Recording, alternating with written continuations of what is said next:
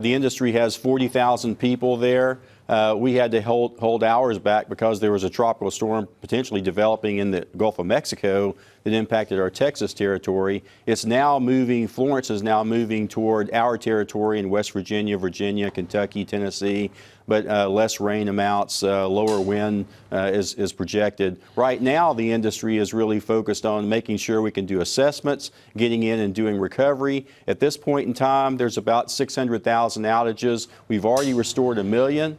If you think about that, it really is the ability to get in, do assessments, get the work done to recover from a power situation. But now you're moving into the flooding situation.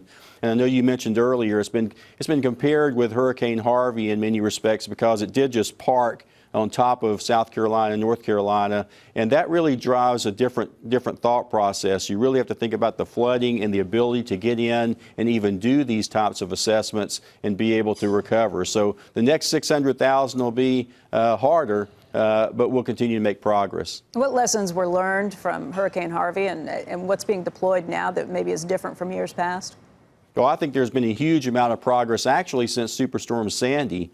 We have regional response networks throughout the country, but after Superstorm Sandy, we collapsed those regional response networks to make sure we knew where the resources were across the country and into Canada, and now we're able to deploy those resources very quickly. We also put technology in place to make sure that we kept track of not only our own employees, but also contractors so that we could move those processes together very quickly. Also, there's been an Electric System Coordinating Council that's been put together with the government. We work with DOE, Homeland Security, FEMA. There's been a lot of activity around the exchange of information and ensuring we're prepared when these storms come through. So in this case, it was really mapping what flooding could look like, mapping transportation channels to ensure that we're able to move fuel and other types of resources where we needed them. And that's really a big plus that's occurred over the last few years. After Hurricane Harvey, it was really one of those that sat on top, so we learned a lot from the flooding conditions, particularly when you moved over from Corpus Christi to Aransas Pass and on into Houston. You really have to evaluate these hurricanes very differently based upon how they're going to be able to focus on any particular area. Nick, so it really is a different situation today. Nick, can you just say, is this worse than Harvey? Is it worse than Katrina or Sandy? How do you put it in context of these other big storms?